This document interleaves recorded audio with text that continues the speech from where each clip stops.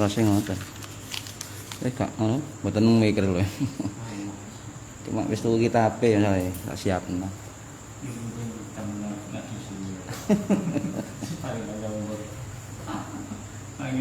Nggih. Selawat.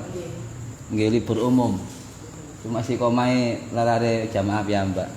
Cuma dalu jam 09.00 mulai. Ngentosi tahlil.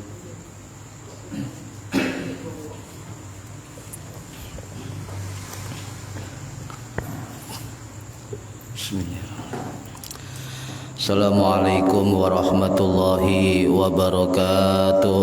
Waalaikumsalam warahmatullahi wabarakatuh. Bismillahirrahmanirrahim. Ila hadratin nabiyil mustafa Muhammad sallallahu alaihi wasallam wa ala alihi wa sahbihi ajma'in. Lahumul Fatihah. A'udzu billahi minasyaitonir rajim. Bismillahirrahmanirrahim. Alhamdulillahi rabbil alamin arrahmanir rahim maliki yaumiddin. Iyyaka na'budu wa iyyaka nasta'in ihdinas siratal mustaqim siratal ladzina an'amta 'alaihim ghairil maghdubi 'alaihim waladdallin. Rabbi ighfirli wa liwalidayya amin.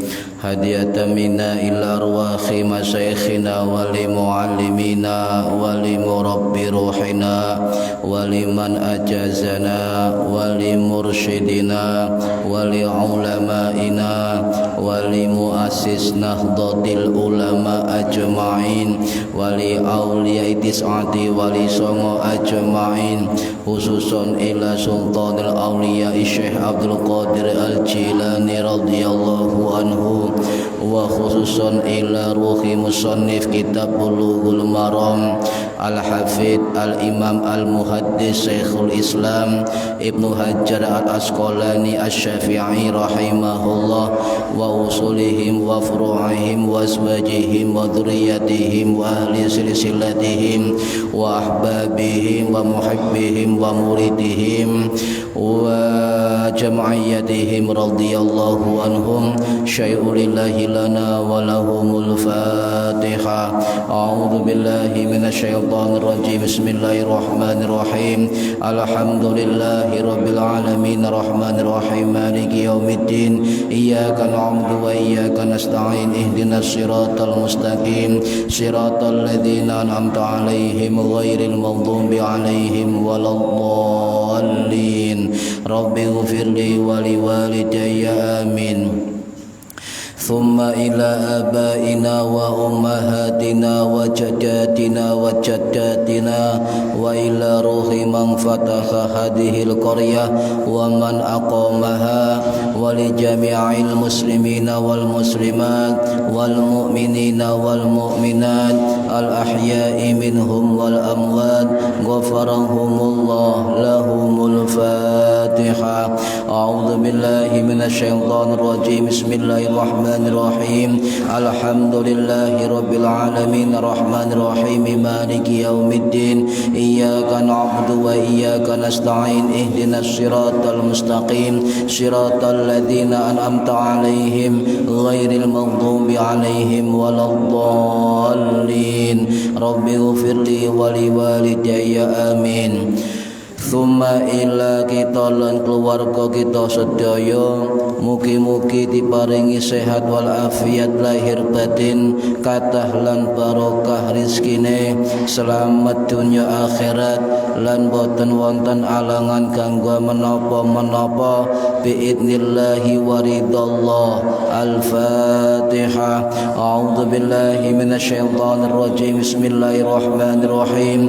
Alhamdulillahi rabbil alamin arrahmanir rahim maliki yaumiddin. Iyyaka na'budu wa iyyaka nasta'in ihdinas siratal mustaqim siratal ladzina an'amta 'alaihim ghairil maghdubi 'alaihim waladdallin.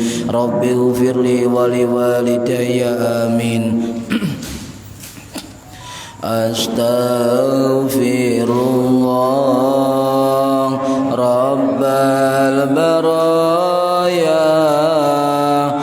Astaghfirullah minal khataya. Rabbi zid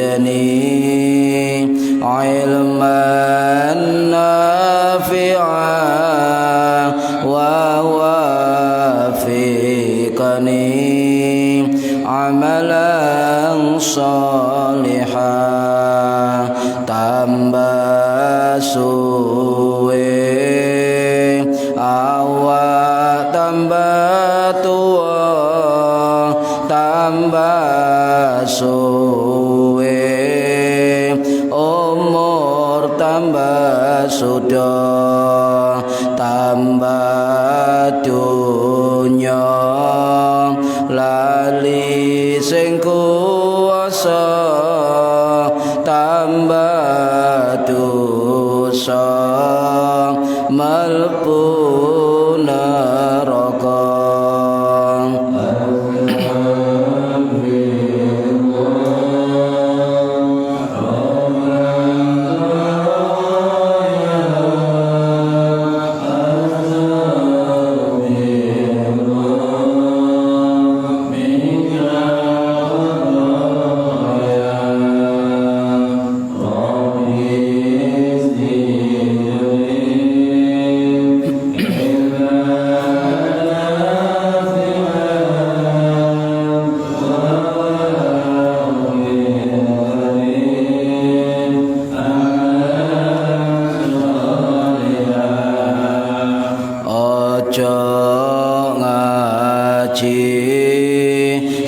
Semaya tua durung karuan umurmu dawa aja ngaji semaya soge durung soge nyawa wis mulai.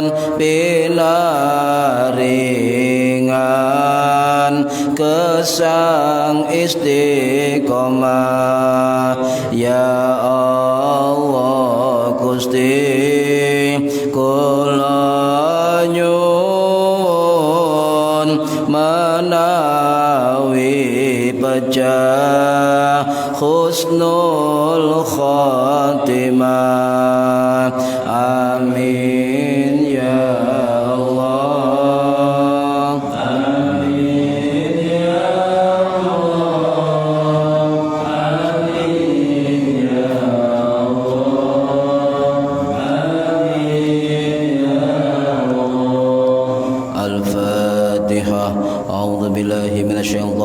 Bismillahirrahmanirrahim. Alhamdulillahirabbil alamin arrahmanir rahim maliki yaumiddin iyyaka na'budu wa iyyaka nasta'in ihdinas siratal mustaqim siratal ladzina an'amta 'alaihim ghairil maghdubi 'alaihim waladdallin. Rabbighfirli wa liwalidayya amin. Bismillahirrahmanirrahim. Alhamdulillahi rabbil alamin. Allahumma salli wa sallim wa barik ala sayyidina Muhammadin wa ala alihi wa sahbihi ajma'in. Wa la hawla wa la quwwata illa billahil aliyyil azim. Amma ba'du, ingkang kawula hormati para bapak para ibu sedaya jamaah pengajian rutin Kitab Bulughul Maram setiap hari Rabu ba'da Isya di Mushola Nurul Huda Indro Kepomas Gresik. Mudah-mudahan khususnya yang hadir fi hadzal majlis dan umumnya yang menonton dan mendengarkan, mudah-mudahan mendapatkan barokah, manfaat, maslahah wa ni'matah wassalamah wa sa'adah wassafa'ah fid dini wad dunya wal akhirah. Amin ya rabbal alamin. Monggo yang belum niat diniati golek ilmu lillahi ta'ala. Hadis yang ke-37 halaman 19.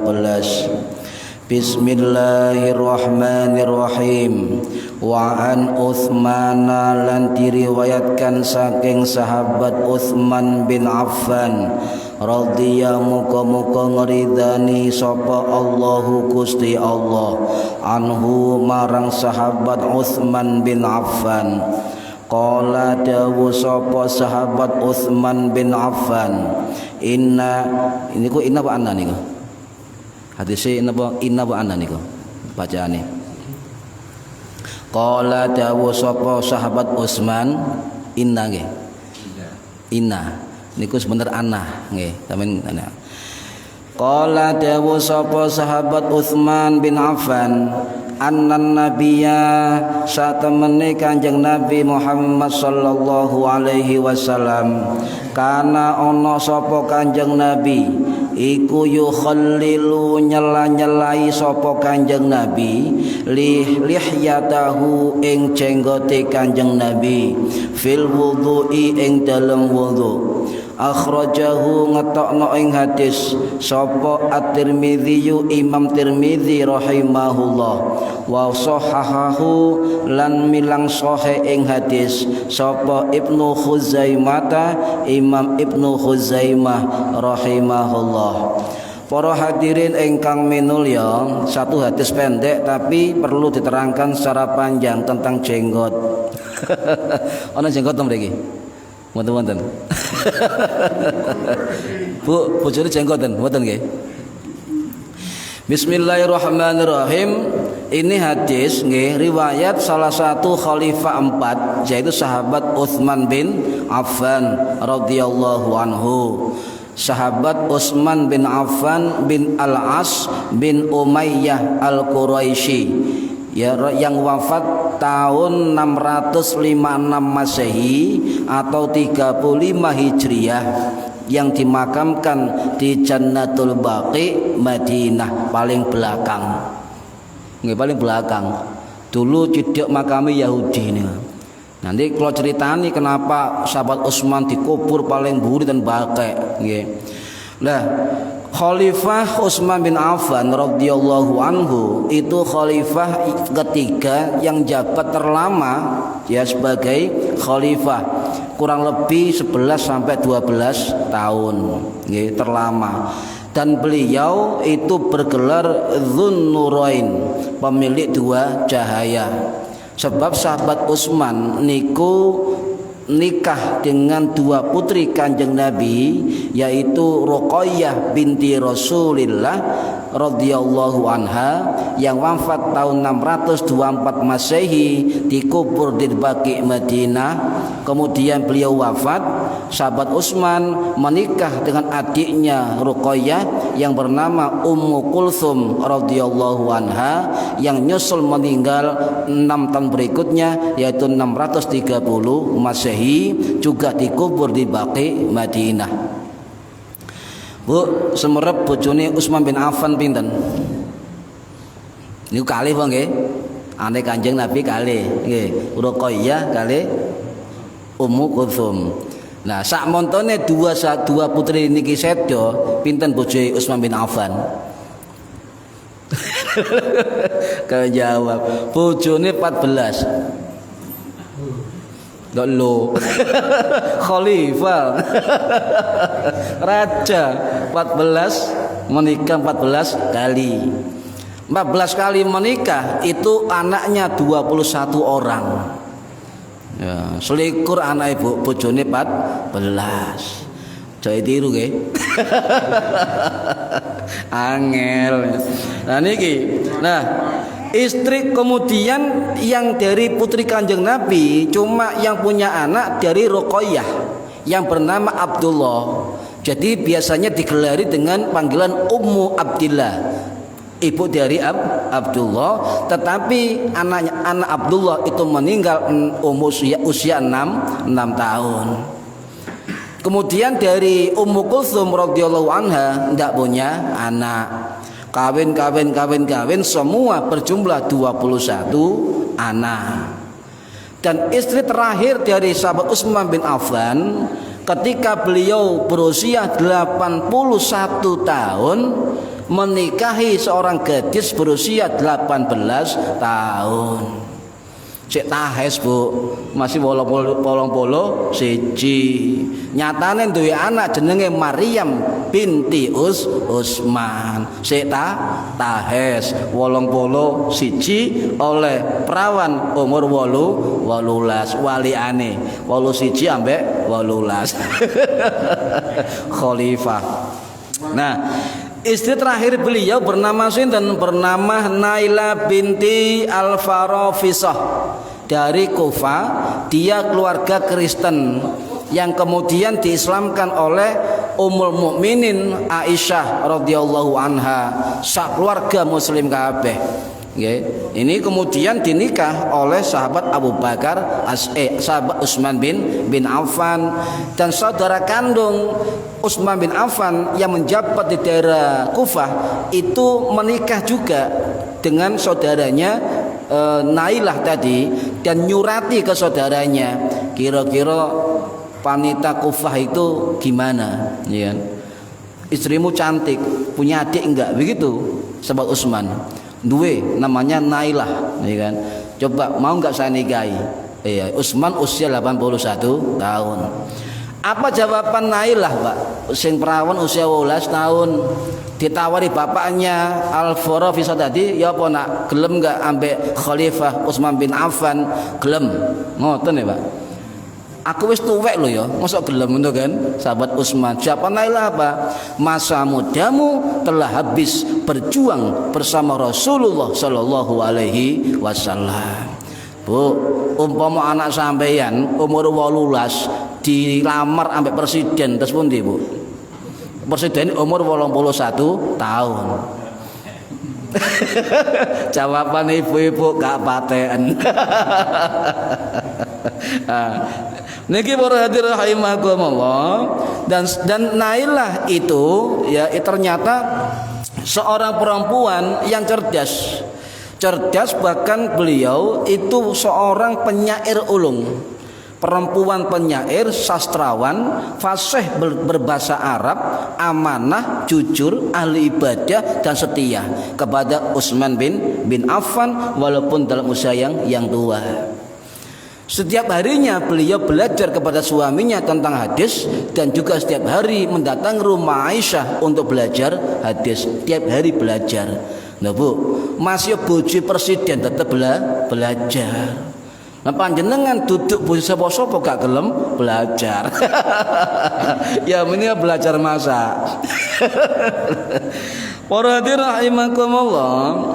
Jadi belajar pada Aisyah, yang kemudian Nailah ini menjadi seorang perempuan yang soleh, yang alim di dalam bidang keilmuan, terutama bidang bahasa Arab, penyair, sastrawan yang terkenal pada masanya. Nah, kenapa dia dikenal dengan setia kepada Utsman bin Affan radhiyallahu an? Sebab ketika Utsman bin Affan terbunuh ketika membaca Al-Qur'an, itu ditolong bersama dengan Nailah, dan driji Nailah ini sobek atau putus dengan tebasan pedang untuk melindungi suaminya. Tetapi Utsman bin Affan tetap terbunuh dan wafat ketika beliau membaca Al-Qur'an pada hari Jumat waktu duha dalam kondisi sedang berpuasa.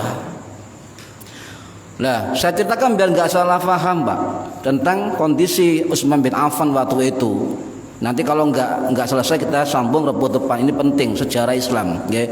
Lah, ketika zaman Utsman bin Affan, ya itu pertikaian politik sedang hebat-hebatnya, Pak. huru-hara politik sedang hebat-hebatnya. Para sahabat berselisih pendapat baik dalam bidang keagamaan maupun bidang politik dan kekuasaan. Ya. Pemberontakan terjadi secara masif waktu itu, secara formal di waktu Utsman bin Affan, yang bermula dari seorang Yahudi yang pura-pura masuk Islam yang bernama Abdullah bin Sabah, ya, Al-Himyari Al-Yamani. Jadi beliau masuk Islam pura-pura pada zaman Utsman bin Affan, tetapi tujuannya adalah memporak-porandakan agama dan merongrong kekuasaan khalifah. Namanya Abdullah bin Sabah. Sehingga beliau Ibnu Sabah inilah yang kemudian menjadi seorang ekstremis formal pertama di dalam Islam yang membolak-balikkan dalil politik untuk menggulingkan kekuasaan seorang khalifah. Ya, ini Abdullah bin Sabah. Jadi kelompok yang keluar dari pemahaman Islam yang waktu itu disepakati oleh para sahabat. Seorang gulat, seorang ekstremis, seorang provokatif. Mengapa dia masuk Islam? Untuk mengelabui tujuannya menghancurkan Islam dan masuk Islam dan tinggal di Madinah ketika puncak-puncaknya kekuasaan Utsman bin Affan radhiyallahu anhu. Setelah dipercaya, Ibnu Sabah ini keliling ke Hijaz, Mekah, Madinah, keliling ke Basrah, Irak, ke Kufah, Irak, ke Damaskus, ke Suriah, ke Mesir dan sebagainya untuk mengkampanyekan anti khalifah. Ya ini ya. Kok dia menghasut, Pak? Hoax, menghasut. Ya apa carane? Ayo berontak. Ini pemerintah kita sudah tidak Islami.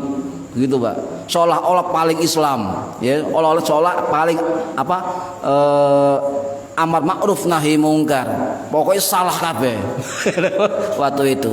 Nah, setelah itu Sabah ini membuat korespondensi hubungan informasi dengan orang-orang munafik baik di Madinah, di Mekah, Hijaz, Basrah, Damaskus, Suriah dan Mesir. Korespondensi. Cara saiki sindikat, membuat gerakan bawah tanah untuk menggulingkan kekuasaan Utsman bin Affan. Provokasi, Pak. Seolah-olah mengagung-agungkan Ali bin Abi Thalib karena wajah. Ada sebuah dalil bahwasanya Nabi itu punya pewaris. Muhammad adalah Rasulullah, Nabi Allah punya pewaris, yaitu Ali bin Abi Thalib. Maka Utsman bin Affan tidak sah sebagai pewaris Muhammad sallallahu alaihi wasallam. Ini didengungkan mana-mana. Ya, sudah tidak sesuai dengan Kanjeng Nabi. Enggak patuh kepada Kanjeng Nabi, merebut kekuasaan pewaris Kanjeng Nabi. Ngoten, Pak. Waktu niku. Coba hampir sama enggak niki? Hampir sama. Hoax di mana-mana dan sebagainya. Memakai dalil agama, simbol-simbol agama dan sebagainya. Nah, sehingga pemahamannya ngawur, Pak. Pemahamannya ngawur sesuai dengan hawa nafsu, sesuai dengan kehendak kepentingan itu oleh kelompok Abdullah bin Sabah, dan semangat jihadnya itu diarahkan kepada khalifah yang dipandang zalim terhadap kaum muslimin. Jangan percaya enggak Utsman bin Affan orang zalim? Enggak percaya, beliau sahabat Kanjeng Nabi dan dipercaya Kanjeng Nabi. Nah, akhirnya ayat Quran dipelintir, hadis Kanjeng Nabi dipelintir, merasa paling benar dan juga merasa paling amar ma'ruf nahi mungkar dan sebagainya. Nah, tetapi pengikutnya banyak, Pak, waktu itu. Sebab apa? Memang di situ ada konflik politik di daerah-daerah kekuasaan Islam. Ya, akhirnya pengikutnya orang-orang Badui pedalaman sing gak apa-apa itu dikerahkan, termasuk golongan Khawarij, termasuk golongan Yahudi, golongan gubernur yang dipecat oleh Utsman bin Affan, kelompok kepentingan, kelompok hawa nafsu dan sebagainya, juga kelompok lek menang aku oleh opo-opo. Itu berkumpul jadi satu di bawah pengaruh Abdullah bin Sabah. Ya. Ini para hadirin rahimakumullah, Jadi 6 tahun Ibnu Sabah ini mencoba untuk memprovokasi kaum muslimin ketika itu, ya. Jadi bagaimana kaum muslimin itu tidak percaya kepada pemerintah dan bagaimana cara untuk memberontak kepada khalifah. 6 tahun lamanya. Akhirnya selain itu nggih, para sahabat sendiri berselisih pendapat, Pak. Sahabat yang di Kufah, sahabat yang di Basrah, sahabat yang di Mesir itu saling berbeda pendapat tentang kekuasaan, sehingga oleh ulama ahli sejarah dibagi 3 kelompok. Ada kelompok dari Mesir, ada kelompok dari Kufah, kelompok dari Basrah, dan 3 kelompok ini semuanya mendatangi Madinah waktu itu, minta untuk Utsman bin Affan dicopot dari jabatannya. Ngoten, Pak. Bayangkan, perwakilan dari pundi kan datang ke Jakarta misalnya, minta itu dicopot. Ya, sing memimpin ke orang sembarangan, para sahabat Kanjeng Nabi. Apakah salah enggak akibat provokasi? Ya. Nah, yang dari Mesir itu dari Mesir, Kufah, Basrah itu datang ke Madinah, sama tujuannya agar Utsman mundur dari jabatan khalifah. Tetapi kepentingannya berbeda, Pak. Apa? Yang dari Basrah itu minta Utsman dicopot dari khalifah, diganti oleh Tolha bin Ubaidillah, sahabat Kanjeng Nabi yang lain, yang wafat tahun 656 Masehi di Basrah. Ya, siapakah Tolha bin Ubaidillah? Beliau menantu dari sahabat Abu Bakar As-Siddiq, dari putrinya Ummu Kulsum binti Abu Bakar. Dari Basrah. Kelompok dari Kufah juga datang ke Madinah, ya, minta Utsman bin Affan ini dicopot dari khalifah, diganti oleh Zubair bin Awam radhiyallahu anhu, menantu Abu Bakar As-Siddiq, istri dari Asma binti Abu Bakar. Ya. Yang kelompok Mesir datang juga ke Madinah, ya, itu meminta Utsman bin Affan dicopot dari khalifah, diganti oleh Ali bin Abi Thalib karamallahu wajhah. Loh, punya kepentingan berbeda-beda, tujuannya sama, persis kayak sekarang, guys. Oke, persis. Nah, kemudian ketiga kelompok ini mendatangi masing-masing yang akan diperjuangkan, mendatangi Ali bin Abi Thalib, mendatangi Zubair bin Awam, mendatangi Tolha bin Ubaidillah. Apa jawab 3 sahabat ini? Menolak, tidak mau, sebab hormat kepada Utsman bin Affan, orang dekat Kanjeng Nabi. Ya, akhirnya diskusi besar-besaran di Madinah dengan para sahabat senior. Akhirnya tidak sepakati kalau Utsman diganti dari khalifah, dan disepakati yang ditata bukan mengganti khalifah, tetapi kebijakan politik yang tidak sesuai dengan kepentingan orang banyak. Akhirnya Mesir oke, nggak apa-apa, tapi saya minta syarat, khalifah Mesir, gubernur Mesir ganti, ngoten, Pak. Ganti, ngerti nggih? Diganti. Kesepakatannya oke, diganti. Dah, perintah Utsman bin Affan ganti. Nggih. Kemudian pulang ini, orang Mesir pulang, percaya, pulang, nggih, pulang disetujui. Nah, ketika dari Madinah ke arah pulang, 3 hari perjalanan, bertemu dengan orang berkuda dengan cepat sekali dan dihentikan oleh pasukan Mesir di bawah pimpinan Muhammad bin Abu Bakar. Dihentikan, ternyata budaknya Khalifah Utsman bin Affan, dan di situ membawa kantong surat rahasia, Pak. Dihentikan, kemudian suruh siapa? Kamu siapa? Suruh siapa? Mau kemana? Ketemu kantong surat, dibaca bersama-sama. Apa isinya? Isinya provokasi, ya, isinya provokasi. Minta nanti kalau Abu Bakar bin Muhammad ini datang, Muhammad Abu Bakar datang di Mesir, bunuh. Ngoten, Pak. Ini tujuan surat kepada gubernur Mesir waktu itu, ya, bunuh. Ya. Jadi kemudian kembali pasukan ini ke Madinah, goncang gancing, Pak, karena Utsman bin Affan itu dengan bukti surat tadi itu disuruh membunuh gubernur Mesir agar tetap bertahan sebagai gubernur, ya. Goncang ganjing, kemudian huru hara semakin besar, seluruh orang yang berkepentingan kumpul di Madinah, ya, kumpul di Madinah. Jadi kemudian mereka ditemui oleh sahabat Ali, sahabat Zubair, Tolha, Sa'ad bin Abi Waqqas dan sebagainya untuk tidak terprovokasi oleh surat tadi, ya kan? Didatangkan sahabat Utsman bin Affan selaku khalifah. Betulkah sampean nyetempel cincin untuk membunuh Muhammad bin Abu Bakar sebagai pengganti gubernur Mesir? Utsman bin Affan bersumpah, demi Allah saya tidak pernah tanda tangan dan stempel untuk membunuh Muhammad bin Abu Bakar. Loh Pak, bayangkan Pak, ya, surat asli Pak, surat asli. Tetapi Utsman bersumpah dengan megang Al-Quran, ya, dia tidak membuat surat seperti itu. Ya namanya provokasi Pak, di mana-mana nggak percaya, ya. Tidak percaya. Para sahabat bingung juga, akhirnya kembali ke rumah masing-masing dan memerintahkan anak-anaknya untuk menjaga rumah Utsman bin Affan. Akhirnya Abdullah bin Sabah semakin merajalela Pak, semakin, apalagi isu lagi ditanamkan oleh Sabah tadi, apa, tentara Syam akan datang ke Madinah mendukung Khalifah Utsman bin Affan, padahal tidak ada isu politik. Tambah rame lagi. Akhirnya apa? Akhirnya rame sampai rumah sekitar Utsman bin Affan dinaiki oleh kelompok-kelompok pemberontak, dibakar oleh pemberontak, dan sebagian masuk ke rumah Utsman bin Affan melalui tembok dan sebagainya. Akhirnya putra-putra sahabat tidak bisa mengusir.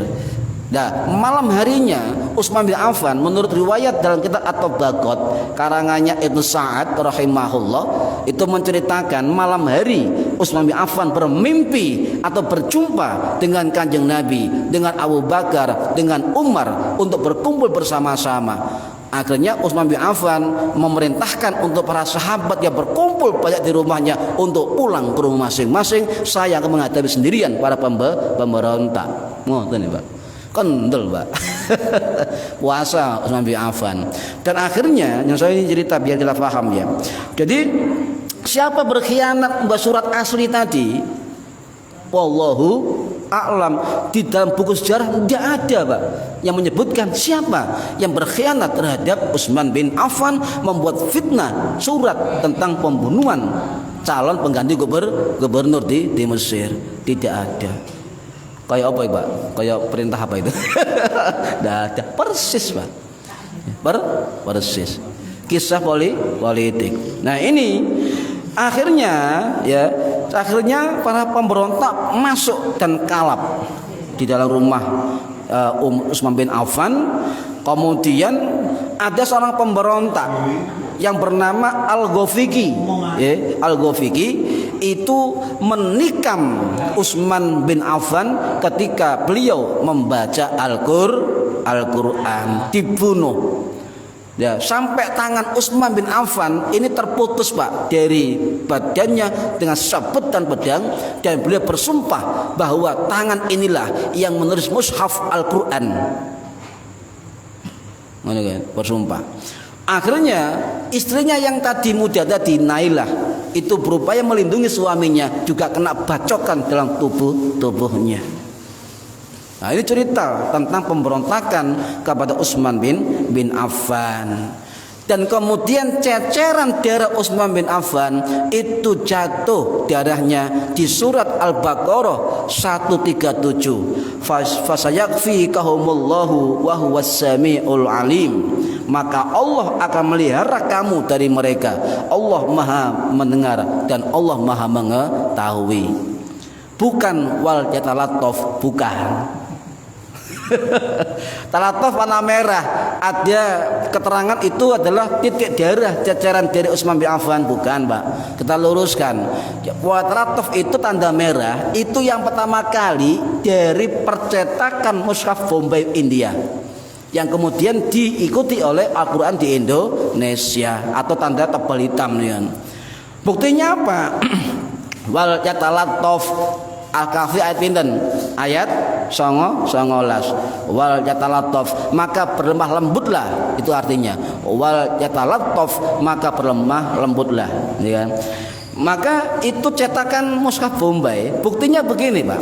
Di dalam kitab Tarikh Al-Madzahib Al-Islamiyah, ya karangannya Syekh Muhammad Abu Zahra Al-Azhari Al-Misri rahimahullah yang wafat tahun 1974 Masehi di Kairo, bahwa terbunuhnya saat membaca Quran dan Quran yang ada tetesan darah Utsman bin Affan itu tersimpan di museum yang namanya Museum Tashkent di Uzbekistan, dan itu memang ada darah di dalam ayat Al-Baqarah 137, fasayakfikahumullahu wa huwas samiul alim. Itu yang benar, itu yang sahih, ya, yang sahih.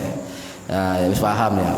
Nah, bahkan juga Imam Hambali rahimahullah dan juga dari Amr bin Arthah itu rahimahullah mengatakan tetesan darah Utsman bin Affan itu jatuh pada ayat Al-Baqarah 137. Wal yatalattaf itu bukan darah Utsman bin Affan tetapi tanda pertengahan Al-Qur'an.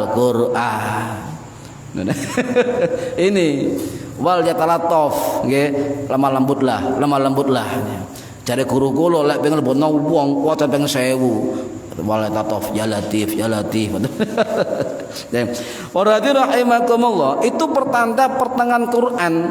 Tapi tergantung ayatnya, Pak. Sebab ulama tafsir itu berbeda tentang jumlah ayat Al-Qur'an.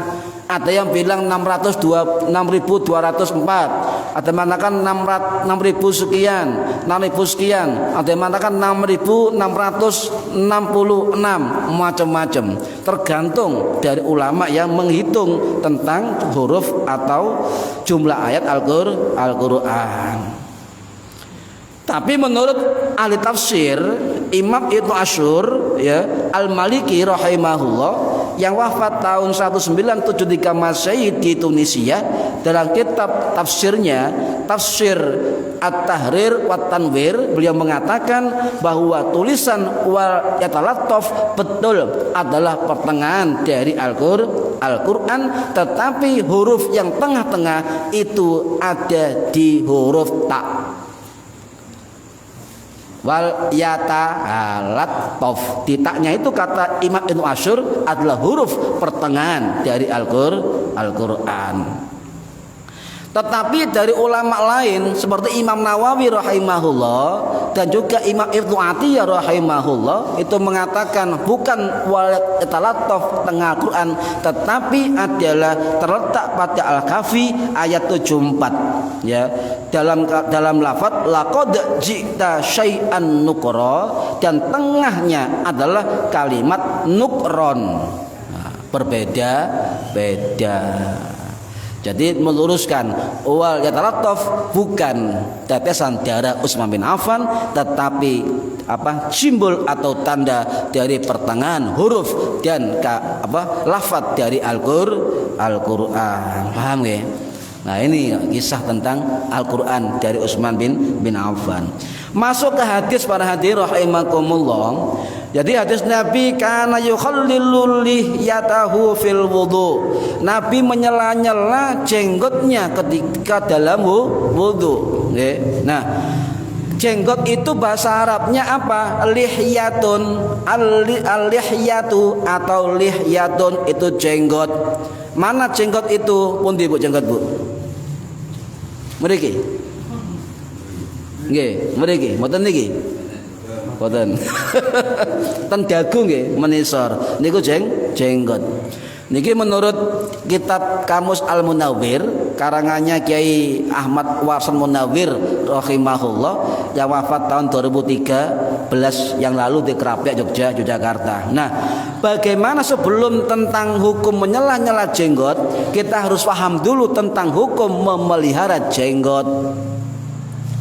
Sebab sekarang banyak orang yang simbolisasinya sebagai orang sunnah adalah berjenggot. Pemane jenggote sak gambia ngeten. Nah, ini kan. Nah, kita bedah di dalam 4 mazhab. Apa wong Indonesia wong Nusantara gak jenggoten? Soalnya gak iso jenggoten. Dipaksa jenggoten tuku obat, akhirnya tumbune gak lebat Bu, 7 gelintir. Nek kayak ini kan subhanallah, subhanallah, subhanallah. Nah, 4 mazhab sepakat melihara jenggot suatu keutamaan, sepakat. Keutamaan sepakat, Pak. Itu fadilah, keutamaan. Tetapi 4 mazhab itu berbeda pendapat ketika ada pertanyaan apakah keutamaan melihara jenggot itu wajib atau tidak. Ya. Apakah jenggot itu mengingkari fitrah kemanusiaan? Dan apakah jenggot itu ya bagaimana kalau seorang muslim tidak tumbuh jenggot? Apakah bukan muslim? Wah, ini kan beda pendapat. Ya, katlok gak jenggotan kabeh. Oh, sampean gak Islam. Nah, 4 mazhab. Mazhab Hanafi bagaimana? Syafi'i belakangan gitu. Mazhab Hanafi bagaimana hukumnya? Hukum jenggot, melihara jenggot dari mazhab Hanafi menurut salah satu imam ulamanya dalam kitab Raddul Mukhtar ala Darul Mukhtar karangannya Imam Ibnu Abidin Al-Hanafi rahimahullah yang wafat tahun 1836 Masehi mengatakan bahwa di dalam mazhab Hanafi memelihara jenggot itu hukumnya wajib dan mencukur jenggot atau motong jenggot hukumnya haram. Kinten mazhab Hanafi. Jadi mazhab Hanafi rata jenggote dawa-dawa. Sebab pendapatnya apa? Duwe jenggot wajib, motong jenggot haram. Ngoten.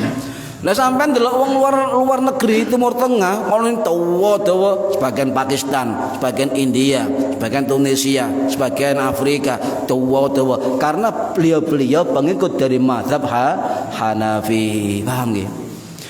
Kemudian yang kedua, pendapat dari mazhab Maliki bagaimana? Disebutkan oleh salah satu ulamanya yang bernama Imam Ad-Dusuki Al-Maliki rahimahullah yang wafat tahun 1814 Masehi dalam kitabnya Kitab Hasyiah Ad-Dusuki Al-Khatib Al-Syahril Kabir. Beliau mengatakan hukum melihara jenggot dari mazhab Maliki ada 2 pendapat. 2 pendapat. Yang pertama adalah wajib melihara jenggot dan haram mencukurnya. Pendapat yang pertama dari mazhab Maliki. Pendapat yang kedua dari mazhab Maliki adalah melihara jenggot hukumnya sunnah dan makruh untuk dicukur. Ini mazhab sinten? Mazhab Maliki. Mazhab Hambali, ya, bagaimana hukumnya? Salah satu ulamanya yang bernama Syekhul Islam Imam Ibnul Muflih Al-Maqdisi Al-Hambali rahimahullah yang wafat tahun 1362 Masehi dalam kitab Al-Furu' beliau mengatakan bahwa wajib dalam mazhab Hambali memelihara jenggot dan haram untuk mencukurnya, sama dengan pendapat mazhab Hanafi. Tetapi keterangan Ibnu Muflih mengatakan haram mencukur jenggot, tetapi jika dibiarkan sampai gak karuan ya tidak baik. Mazhab Hambali. Ya. Nah, kemudian bagaimana mazhab Syafi'i? Nah, Syafi'i beda pendapat, tetapi pendapat yang paling kuat di dalam mazhab Syafi'i memelihara jenggot, punya jenggotan itu hukumnya sunnah. Makanya mayoritas di Indonesia mazhab Syafi'i akeh sing gak jenggotan, sebab hukumnya sunnah. Ya. Lek jenggoten paling ya gak dawa sakmene. Niru Ibnu Umar nggih, sak kegem ngeten nggih. Nah niki para hadirin rahimakumullah. Lah sampean jenggoten gak dicukur sakno pabrik sing gawe silet. Sakno gawe alat cukur, gunting gak payu. Nah, kemudian perbedaan pendapat, mengapa beda pendapat? Berasal dari hadis sahih Kanjeng Nabi riwayat Ibnu Umar radhiyallahu anhu yang wafat tahun 693 Masehi di Makkah. Apa hadisnya? Ahfuz syawariba wa'aful liha. Potonglah kumismu dan perpanjang atau pelihara jenggot. Hadis sahih Imam Muslim. Nah, ada juga hadis lain, Pak. Dari Ibnu Umar juga hadis sahih Imam Bukhari ya, anin Nabi sallallahu alaihi wasallam qala khaliful musyrikina wa firrul liha wa afus syawaribah. Apa artinya? Ya, khaliful musyrikina, berbedalah kamu dengan orang-orang musyrik. Ya, wa firrul liha, dan perpanjanglah jenggot. Okay. Kemudian wa'afus syawariba, dan potonglah kumis. Ya, ini hadis sahih. Wa kana Ibnu Umar, tetapi ketika Ibnu Umar ini dalam keadaan hajja aw i'tamara, haji atau umrah, fabadha ala lihyatihi fama fadala akhadahu. Ibnu Umar memotong jenggotnya sebesar genggaman tangan. Nah, ya. Ibnu Umar sing ngriwayat hadis motong jenggot segenggam tangan ngeten nggih.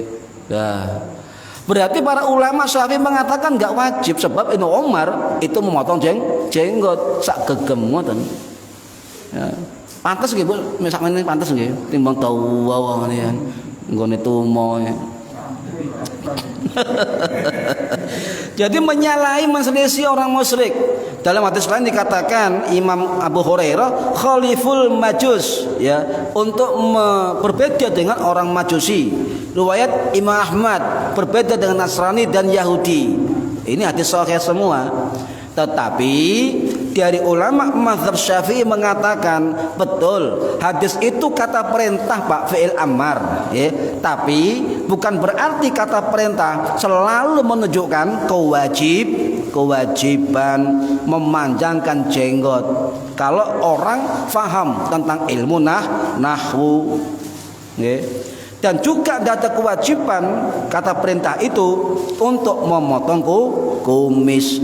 Ini kalau orang Arab jenggotnya didawakno, kumisnya dipotong. Kalau orang Jawa sebaliknya, brengose sing didawakno, jenggotnya dipotong. Ya, kayak bojone Inul Adam, ya. Nah, jadi Imam Syafi'i sendiri Pak itu mengatakan hukum memelihara jenggot hukumnya kalau punya jenggot dipotong hukumnya makruh. Sinten? Imam Syafi'i. Loh, apakah begitu? Tidak. Gara-gara ini kemudian salah satu ulama hadis terkenal Indonesia, Profesor Dr. Kiai Haji Ali Mustafa Yaqub, ya, rahimahullah, yang wafat tahun 2016 yang lalu. Beliau ini adalah guru dari Abu Yahya Ar-Razi Hasyim, ya, Pak Ali Yaqub. Dan Kiai Ali Mustafa Yaqub Masjid Imam Besar Istiqlal waktu itu adalah murid dari Kiai Haji Idris Kamali Tebuireng. Kiai Idris Tebuireng menantu dan murid dari Hasyim Asy'ari rahimahullah. Jadi Abu Yahya Ar-Razi Hasyim sing ketol aswaja itu kan tasawuf itu adalah cucu murid atau cicit murid sanad keilmuan dari Hadrus Syekh Hasyim Asy'ari. Ini pantas lek belok Ahlussunnah wal Jamaah, ya. Para hadirin rahimakumullah, bahkan beliau mengarang kitab khusus Pak tentang jenggot, saking pentingnya menurut beliau. Ya, apa kata beliau? Hadis-hadis itu sahih betul, tetapi punya mu'allal, bersifat mu'allal, ada ilah, ada ilat, ada sebab, ada faktor kenapa berbeda dengan orang musyrik, orang Yahudi, Nasrani dan Yahudi Majusi. Ya, ini kan. Di balik perintahnya ada sebab. Namanya asbabul wurud, sebab turunnya hadis. Dikaji oleh Profesor Ali Yaqub Mustafa, ya. Ternyata keharusan berbeda dengan Nasrani, Majusi dan Yahudi bukan sesuatu yang wajib. Memang saat itu ada pemuda dari desa dan sowan ke Kanjeng Nabi, tanya, "Ya Nabi, nanggontul ake wong non muslim, piye carane bedakno?" Nabi jawab, "Panjangkan jenggotmu, potong kumismu." Berarti berlaku lokal di situ, ya. Kemudian yang kedua, ketika peperangan, uang peperangan niku gak jenggoten. Nah, untuk membedakan pasukan muslim wong kafir, itu Nabi menyuruh untuk pasukan muslim berjenggot. Cero iku koncoe dhewe. Konteksnya di dalam lokal pedesaan yang mayoritas non muslim dan juga dalam peperangan. Jadi menurut Ali Mustafa Yaakob, beliau mengatakan tidak terkait dengan akidah atau tauhid, hanya masalah pakaian, penampilan dan simbol perbedaan di mana kita berada. Bu, tak takoni, uang Israel jenggoten apa gak? Jenggoten. Nah niki, lah misalnya sampean nyun sewu contoh, di sini jenggoten kabeh non muslime, nggih. Maka sampai akan kebalikannya, aku gak jenggoten untuk membedakan dengan mereka. Ini dimaksud dengan Kiai Ali Mustafa Yaakob. Jadi hadis itu dalam konteks peperangan yang membedakan dengan musuh-musuh Islam. Lah kalau dalam kondisi damai kayak begini, damai loh nggih. Damai enggak perang, ya enggak dibutuhkan, Pak. Tidak dibutuhkan.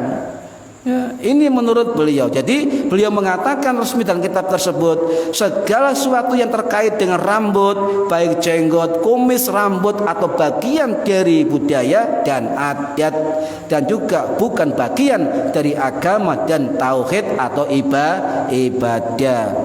Jenggot menurut beliau, ini ahli hadis loh yang terkenal di Indonesia.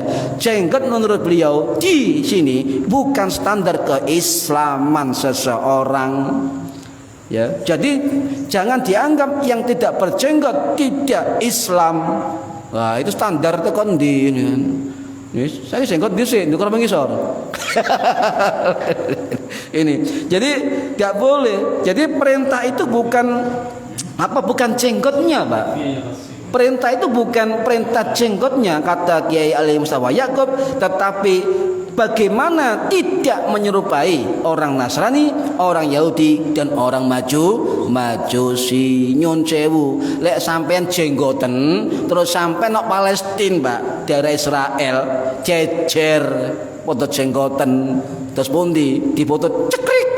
Ndi sing Islam yo garo, sing Kristen yo garo, padha nggih jubahe, padha jenggotane. Oh, niki para hadirin rahimakumullah. Jadi keharaman untuk mencukur kewajiban untuk memelihara jenggot dan keharaman mencukurnya itu menurut sebagian ulama itu berlaku ya tergantung konteksnya, ya kan. Jadi dalam mazhab Syafi'i dikatakan oleh Imam Ibnu Qasim Al-Abbadi rahimahullah yang wafat tahun 1585 Masehi di Madinah, beliau mengatakan dalam mazhab Syafi'i keharaman untuk mencukur jenggot itu menyalahi pendapat yang muktamad yang dipegang oleh para ulama Syafi'i. Jadi dalam Syafi'i melihara jenggot itu anjuran, nggih, anjuran bukan kewajiban. Dan yang memilih jenggot wajib jangan menyalahkan yang milih hukumnya sunnah. Ayo dewe. Dan merasa punya jenggot kemudian gak kerja wong gak jenggoten piye ini.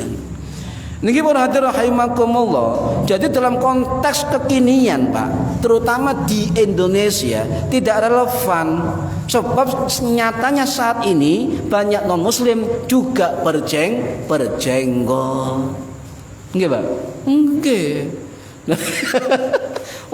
Saya pernah tahu ada yang saya nggih pendeta yang di YouTube yo jenggoten ya ada nih kan. Nah, ini tidak relevan. Jadi jenggot itu ada jenggot biologis biasanya wong Arab nggih gampang jenggoten. Wong Arab gampang jenggoten biologis genetik. Lek wong Jawa, wong Nusantara ya gak kabeh sok jenggoten. Akhire jenenge COD, tuku obat penumbuh jenggot. Ku digawe obate, metune rambut gak lebat tapi keriting jarang-jarang. Ya lucu, Pak. Wis kate aneh, ya kan. Niki para niki. Nah, bagaimana hukum nyala-nyala jenggot? Yang saya sing kata jenggot tipis ngoten nggih. Otomatis niki bagian dari wajah, nggih. Jenggot wajah niki. Misale yang saya cilik nggih. Ikut lek enggak ada jenggot biasa ngeten. Lek ada jenggot ngeten, nggih. Ah, nggih. Paham nggih? Nah, ngeten nggih. Lek enggak ada jenggot biasa nggih. Lah, pasti kena banyu niki. Lek enggak ada jenggot tipis, ngeten. Paham nggih? Gerakan ngeten. Nah. Nah, ngeten pokoke kena niki. Sing jenggot tipis. Sing jenggot tebel bisa dengan dua tangan, bisa dengan tangan kanan, tapi jari-jari dibuka. Ya, misalnya jenggot ngeten, nggih. Dia muka. Nah, bisa dengan air yang dengan muka, bisa ambil air baru, ngeten dari bawah. Ya. Aku gak jenggot masalah. Kayak praktek. Ya, atau ngeten. Pokoknya ini dibuka, ya, bisa ngeten dari bawah ngeten. Ya, atau ngeten. Sret, ya. Kita lang ya, sret. Ah, ngeten. Dan tidak harus di dalam kena air. Yang penting di luar wajib untuk dibasuh, di sela-sela. Mazhab Syafi'i mengatakan menyela-nyela jenggot sunnah wudu, Pak. Sing duwe jenggot itu sunnah wudu. Ya ketiga enggak apa-apa wong sunnah. Tetapi kalau sampai memakai sunnah untuk tahlil itu tahlil nyela-nyela jenggot, maka sunnah sampai memakai nyela-nyela jenggot. Kali guys, seret, nggih banyu malih. Ya, ngeten nggih. Enggak usah perlu enggak usah. Yang penting dari Imam Syafi'i yang wajib luarnya saja, yang di dalam tidak wajib. Ini pendapat keterangan dari Imam Nawawi dalam kitab Raudhatul Thalibin dan kitab Al-Majmu' Syarhul Muhadzab. Paham ya, Pak? Sing duwe jenggot, sepurane kae iso praktekno soalnya aku gak duwe jenggot. Cuma praktek ngeten kudu dibegar ya. Jadi bisa ngeten dari bawah taha dari bawah. Nah, pokoknya sela-sela jenggot, Mbak, dileboni jari-jari ngeten. Nggih, niku intine mriku. Tapi sing tipis jenggote wajib kena air, Pak. Ini mazhab Syafi'i. Kayak ini kayak Pak Satiman itu wajib. Jadi kudu kena air, ya. Itu wajib. Niki perhatian rahimakumullah. Jadi sunnah dalam mazhab Syafi'i. Jadi saya ulangi, termasuk keterangan dari kitab Fathul Qorib karangannya Imam Ibnul Qasim Al-Ghazi Asy-Syafi'i rahimahullah yang wafat tahun 1521 Masehi di Mesir. Beliau mengatakan bahwa menyela-nyela jenggot dalam mazhab Syafi'i hukumnya sunnah. Menyela-nyela jenggot tipis hukumnya wajib. Kalau ngeten iki wajib kepeh ngoten nggih. Jadi kula baleni Imam Nawawi mengatakan tidak wajib menyela sedalam-dalamnya dari jenggot yang lebat. Wajib di luarnya saja, sepenting disela-sela dengan jari cukup. Ndak usah saya pernah lihat Pak orang jenggotan sak menten, Pak. Jenggotnya ditarik mendukur dikepai serot. Iki model apa? Iki jenggotnya sunnah, udune ngawur. Niki, nate semua piye iki ngono. Gak tau ngaji paling, ngaji terjemahan tok sehingga ngawur carane. Niki berarti rahimakumullah, nggih. Jadi napa? Jenggot tipis itu harus kena air ya. Kalau jenggot lebat hanya di luarnya saja. Nggih. Enggak usah. Wah, aku tahun delok ngeten, Pak. Diwa karo-karuan. Akhire sing pinggire kecipratan jenggot. Allah ya Karim. Ini nggih jaminan iki. Loh, tengah songo. Paham nggih, Pak, tentang jenggot nggih? Nggih. Mugi-mugi keterangan ini saged manfaat fitini wa dunya wal akhirah. Al-Fatihah. A'udzubillahi minasyaitonir rajim. Bismillahirrahmanirrahim. Alhamdulillahirabbil alamin arrahmanir rahim maliki yaumiddin. Iyyaka na'budu wa iyyaka nasta'in. Ihdinas siratal mustaqim. Siratal ladzina an'amta 'alaihim ghairil maghdubi 'alaihim waladdallin. Rabbighfirli wa liwalidayya. alamin. A'udzu billahi minasyaitonir rajim. Bismillahirrahmanirrahim. Allahumma shalli wa sallim wa barik ala sayyidina Muhammad walhamdulillahi rabbil alamin. Allahumma 'allimna ilmal Qur'an wa 'allimna ilma la ilaha illallah wa 'allimna min ladunka ilman nasiru bihi kamilal mahyati wal mamat. Wa sallallahu ala sayyidina Muhammad walhamdulillahi rabbil alamin. Wallahu a'lam bissawab. Assalamualaikum warahmatullahi wabarakatuh.